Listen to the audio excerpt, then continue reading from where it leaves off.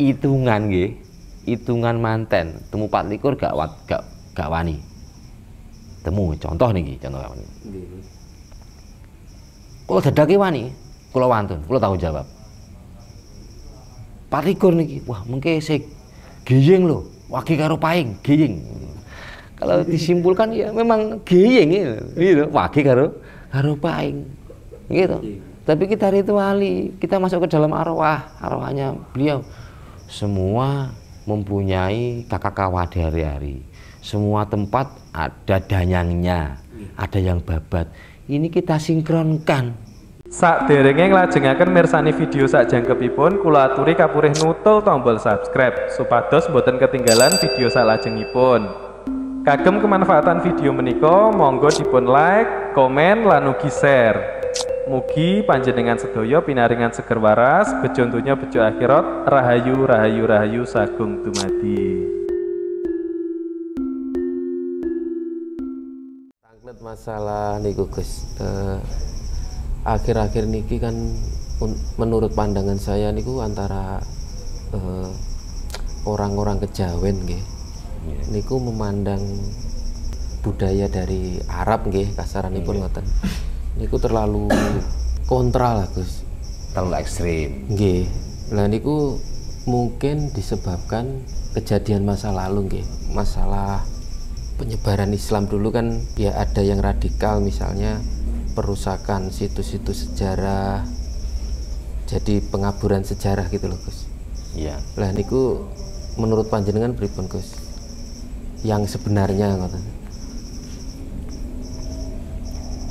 Kalau budaya, tadi ya budaya Timur Tengah, setiap negara mempunyai budaya masing-masing. Dan kalau kita sebagai orang Jawa ya tetap menghormati budaya kita. Siapapun yang datang tetap memakai budaya kita. Kesepakatan Syekh Subakir sebagai yang babat tanah Jawa juga melalui kesepakatan tidak membombardir sesuai dengan budaya sana. Padahal itu berbeda etnis juga toh dari kita, budaya Timur Tengah. Tapi dalam kesepakatan itu menyebarkan Islam di tanah Jawa diterima karena suatu budaya. Nah itu yang dilupakan oleh para orang-orang yang membawa budaya Timur Tengah di Nusantara atau di Jawa. Pada dasarnya orang Jawa ini lebih pada dekat dengan Tuhan. Orang yang sangat dekat dengan Tuhan itu orang Jawa. Karena apa? Karena manifestasi Tuhan dalam bentuk tajalli sifatnya itu berbentuk beraneka ragam. Gitu. Lah Jawa ini sangat banyak aneka ragam budaya. Itu saya katakan bahwasanya Tuhan sangat dekat dengan Jawa. Itu karena terbentuk keanekaragaman yang di Jawa ini. Jadi sebelum Islam masuk itu orang Jawa itu justru lebih dekat dengan Tuhan ya. Iya, lebih dekat dengan Tuhan. Lebih mengenal. Ya. Dulu memang belum ada sarana atau fasilitas atau tata cara. Nah, Islam sebagai penyempurna tata cara itu. Akhirnya dulu juga mengikuti budaya sini. Karena mereka yakin Islam bisa diterima karena kita harus mengikuti budaya sini. Itu yang kurang dipahami. Kita hanya memahami sosok Mbah Sunan Kalijogo dari sektor kewaliannya, tidak dilihat dari sektor yang lain. Dia termasuk insan intelijen, ya toh, termasuk dia tokoh verbal dan visual. Dia seorang dalang, mencintai, mendakwah melalui gambaran-gambaran bentuk visual yang berupa gambar. Nah, dia lupa Sunan Kalijogo tidak dipelajari dari nama beliaunya. Kali mengalir, hukum itu selalu mengalir mengikuti peradaban. Jogo selalu dijaga ini, budaya ini. Sesuatu yang sudah berjalan kita harus rawat, kita harus jaga, jangan sampai terkikis. Itu tugasnya wong Jawa. Ngapunten Gus, dari nama Kalijaga itu sebenarnya cuman sanepan atau memang benar-benar yang ditayangkan di film-film Wali Songo itu Gus? Tarbiyahnya banyak itu, filosofinya banyak itu. Nggih. Utuh seperti halnya tayangan-tayangan film, dijuluki sebuah nama lakop atau sebuah nama julukan karena waktu ritualnya hanya menjaga kali. Nggih. Tapi di balik itu kajian itu apa? Sungai kehidupan. Alam ini tetap hidup, alam ini tetap menemukan simbiosis satu sama lain, saling memberi kemanfaatan satu sama lain. Itu karena air, karena unsur air. Nah, air itu ibaratkan budaya. Dari dulu tetap memakai air, gitu. Hingga saat ini berbeda ras, berbeda suku, berbeda agama, tetap memakai air. Saruban Tauron. Ya, ini mulai dalil. Ini memakai air.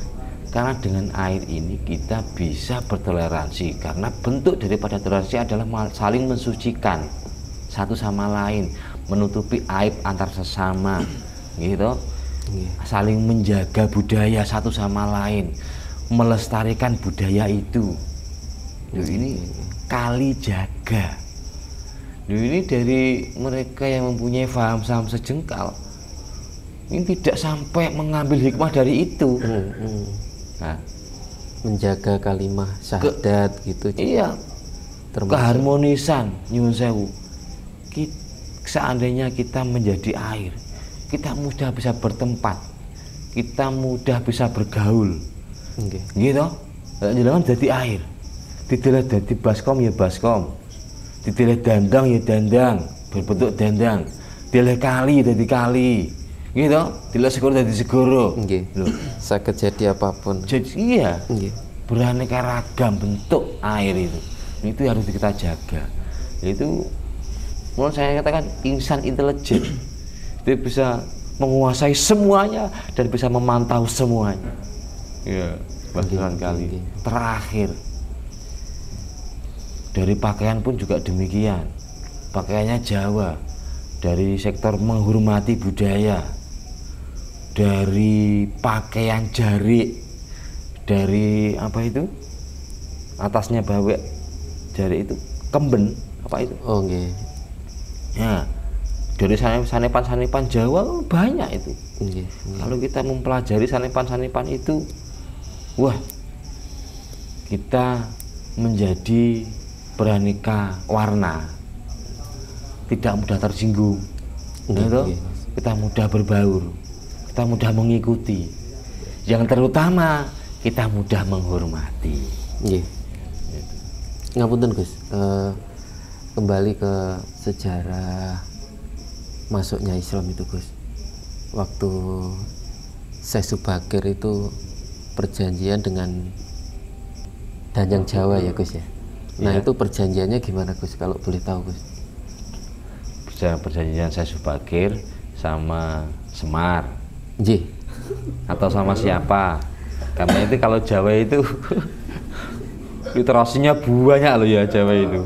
Sesuai pengalaman kerohanian masing-masing. Ya. Menyikapi perjanjian antara Syekh Subakir dengan, menurut saya, pengalaman saya, pengalaman kerohanian saya, itu kesepakatannya hanya memakai budaya, kesepakatannya. Sampeyan boleh mengajarkan Islam atau menyiarkan Islam di sini, tapi harus mengikuti budaya sini, dan harus memakai pakem ala Jawa. Nah, pakem ala Jawa ini menurut pengalaman saya pribadi itu wedi diadai cingkir. Napa niku Gus maknanipun? Maknanya dzikir. Oh. Ketika kita bisa mengistiqomahkan dzikir itu tidak ada terkikis Islam. Islam bisa menyebar luas karena lahirnya alam semesta juga karena dzikir. Kita bisa bekerja sama satu sama lain juga karena dzikir. Karena dalam konteks dzikir ini menyabang berbagai ilmu. Karena dzikir. Siapa yang didzikiri? Sang Hyang Widi atau Allah atau sing ngecat Lombok utawa wis napa jenenge, yang penting bersifat ketuhanan. Nggih. Nah, itu atas dasar dzikir. Dan kesepakatannya ketika engkau wahai Syekh Subakir ya, bisa menempati apa catatan yang aku sodorkan, Islam akan berkembang. Tapi jika ada yang menyalahgunakan kesepakatan itu, Islam akan tercerai-berai. Salah satunya terjadi budaya yang dihilangkan. Nguri-nguri cara bahasa inteleke napa? Bahasa inteleke tentang nguri-nguri ini. Nggih, nguri-nguri. Nguri-nguri budaya. Nah, ini ku yang terpenting. Ngono nyadran ya penting, wiwit ya penting. Gitu. Terus siraman juga penting. Ini kategori ini dari Quran yang difarakkan menjadi ajaran Jawa agar mudah diterima dan mudah dipakai oleh para pesiar Islam saat itu. Hanya kemasan. Tujuannya juga sama, ujung-ujungin dungane wong Jawa ya panggah la ilaha illallah Muhammadar Rasulullah. Gitu. Pakai tang ora fase ya panggah podo. Ya kayumu ya kayuku. Ya kayumu ya kayuku. Itu tetep dados nggih, Gus. Tetep dados. Saiki sampai ndomble gak dadi ini karena apa? Karena gak rukun. Oh, ngoten Gus. Gak taat karo Pak RT. Gak taat karo Pak RW. Gitu. Gak rukun tetangga, ya ora rukun warga. Akhirnya kayak sing dadi. Nggih, ngapunten Gus. Kados kan ada di Jawa itu pantangan, contohnya nikah nggak boleh ngalor ngulon, Gus. Lah niku ceritanya itu salah satu dari perjanjian itu tadi, Gus. Pripun Gus ngoten niku, Gus? Saya Subakir juga menyalahkan hal itu kok. Nggak ada masalah ngalor itu. Itu hanya mengantisipasi. Kalau Jawa, kalau itu kaitannya kan dengan hitungan toh itu, dengan nogodino. Kalau orang Jawa itu ada nogodino. Melaku ngalor mences, melaku ngulon mences ngalor, wis banyak bubrahnya. Tapi lagi-lagi lak tumbal pegangan kita pakai la ilaha illallah Muhammadar Rasulullah juga tidak apa-apa. Dan lagi-lagi zikirnya kita pakai juga tidak apa-apa. Ya gitu. Kita ganti pantang wong itu khilah, ngreko, tata krama. Lah, dulu itu memang ada permusuhan. Sebenarnya itu dari alam arwah itu sebenarnya. Tapi ada sedikit gap antar arwah, antar penguasa gaib saat itu. Jadi antara utara dan selatan, barat dan timur itu memang ada. Contoh gapnya Singosari dengan Kerajaan Jawa Kediri. Lah itu antara apa ngetan ngulon gitu. Akhirnya jadi polemik, wis aja sing koetan aja rabi ngulon. Gitu, kudu rabi ngalor. Itu akhirnya kita itu menjadi korban dari itu. Kalau kita menghormati ada hilahnya, ada rekayasanya. Ada solusinya juga kok. Tidak monoton napa niku ngalor ngulon gak dadi bubrah, tidak. Disiasati juga bisa. Semua itu metode dakwah mereka.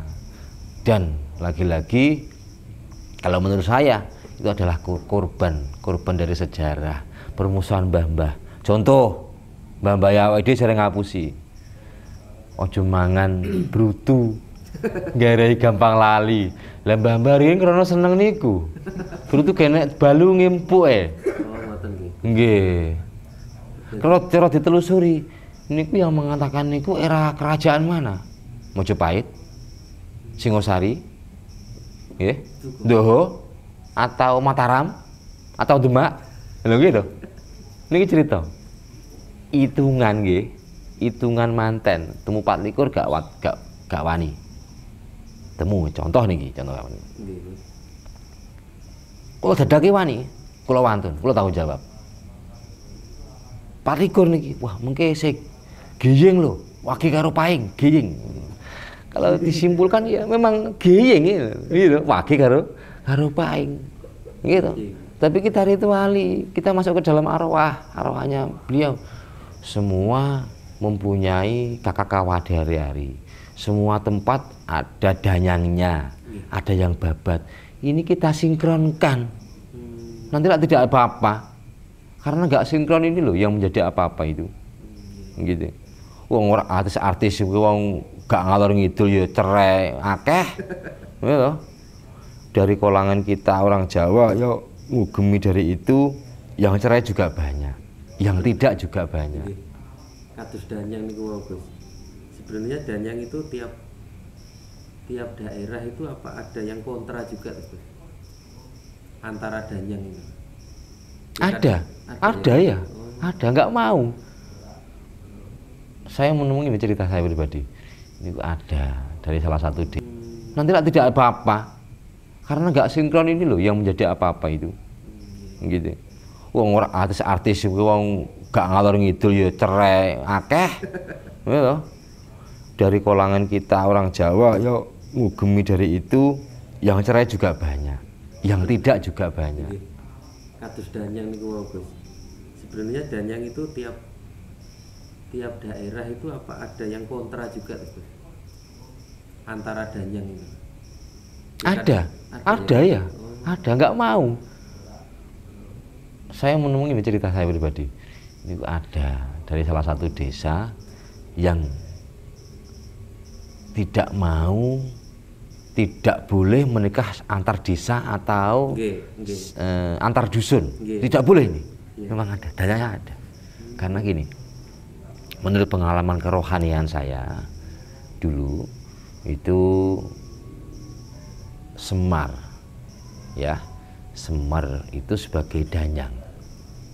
Lah Syekh Subakir itu sebagai yang babat tanah.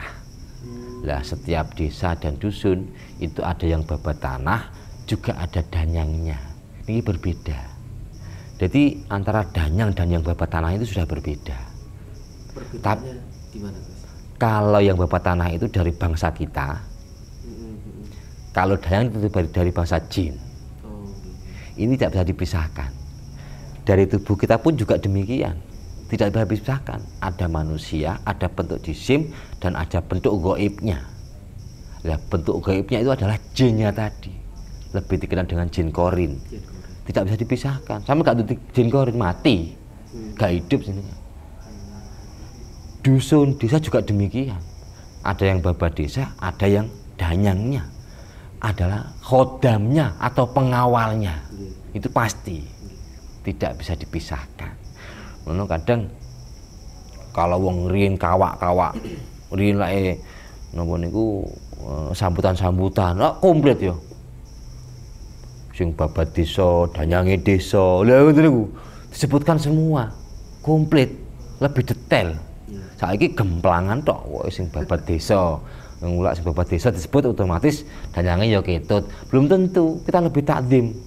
Nah, disebutkan satu persatu, wong dalam anggota tubuh badan kita juga satu persatu kok, dan sebagai fungsi masing-masing kok. Nah, itu perbedaannya.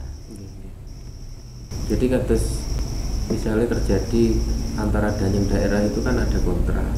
Nah itu menanggulanginya gimana, Gus? Mediasi. Mediasi. Iya. Ini pernah saya lakukan 2 kali. Gara-gara temu tiron tadi yang pada akhirnya wis gak cocok judek. Nanti biasanya ya, ini biasanya hukum adat atau adat yang berlaku di desa itu, ketika seorang gadis mengalami ganjalan tentang hitungan, selamanya ganjalannya tetap pada hitungan, tidak ada solusinya. Soalnya ini gak ngalai. Ini masalahnya wage karo paing, dilalah pedok calon bojo yo paing ya ngono. Sing wage juga demikian. Mau menawarkan terbentuknya dalam tiron juga. Wage ya ngono. Akhirnya apa? Saya memberanikan diri. Saya niku nyekar dari pihak kanan dan kiri. Ya, tiron kanan dan kiri. Jangan apa? Wage. Tirone posone awake dhisik. Baru kita bersedekahan. Nggih, cara wong dhisik niku sedekahan teng punden.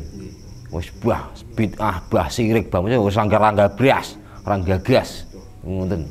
Akhirnya slametan di pihak kenapa wanita juga demikian, slametan. Nah, di desanya justrunya alhamdulillah ketika terjadi napa niku barang pernikahan sampai sekarang juga langgeng, juga sakinah, juga mawaddah, juga warahmah, tidak ada apa-apa. Satu suro tidak berani, gitu. Teman saya satu suro, satu suro. Gus kalau satu suro cemen, Buddha satu suro, nggak ada apa-apa. Gitu loh. Karena yang diajarkan hakul yakinnya, bukan ainul yakinnya. Mulai itu kan ainul yakin lagi kembalinya. Kalau hakul yakinnya, wong jenenge manunggal kan gak wedi sembarangi toh. Ngoten lho. Lha mosok wong manunggal wedi karo sembarangi, wong sing gawe aku kok. Kok wedi karo gawenanku kan lucu. Ya gitu.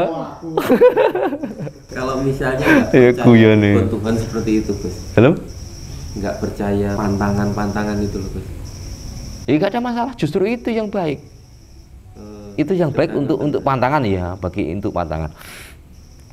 Kita lebih pada menghormati lah, lebih pada menghormati, tidak lupa dengan solusi lah. Setiap pantangan itu pasti bersamaan dengan solusinya, gitu loh. Tidak ada pantangan itu tidak ada solusinya, itu beriringan kok. Ada masalah, ya juga ada solusinya. Ya, itu bersamaan. Apa pantangan-pantangan masa lalu itu karena masih dipercaya loh, banyak terjadi. Ya, sama dengan doa tapi karena dipercaya itu kan. Iya karena diyakini. Iya karena diyakini. Itu termasuk Gus ya. Iya salah satu adalah diyakini. Sebenarnya kalau kita lebih pada menghormati Jawa, itu lebih pada nyegoro lagi. Kita percaya adanya itu. Tapi kita ambil jalan tengah atau kita cari solusi. Bagaimana kita merekayasa pantangan itu. Adanya aturan itu kan untuk dilanggar tuh. Tidak untuk ditaati. Gitu ya Gus.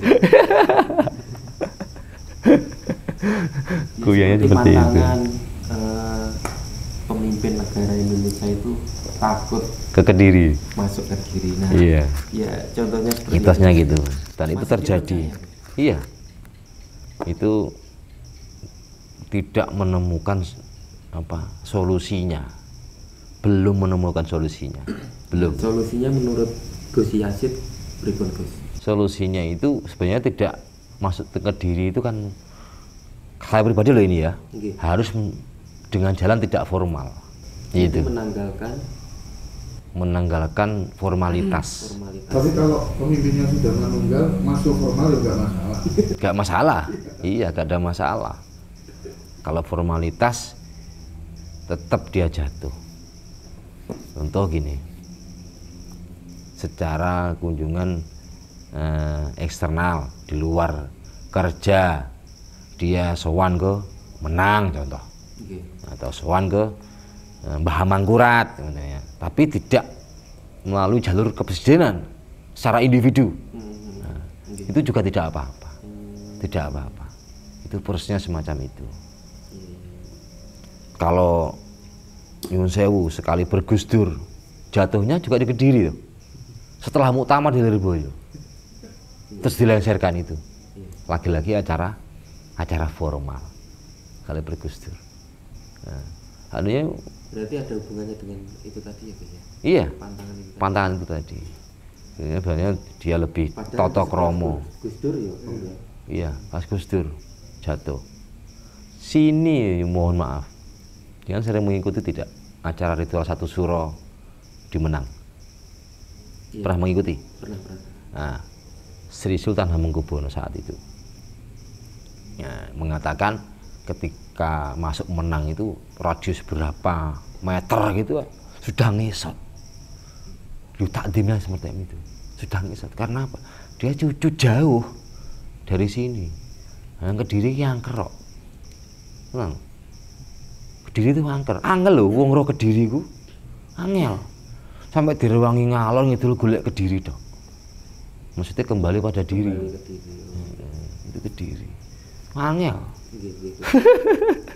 Pulau piyambak nggih dereng nemu. Padahal wis wong Kediri. Ngere cek kandat lho ngere.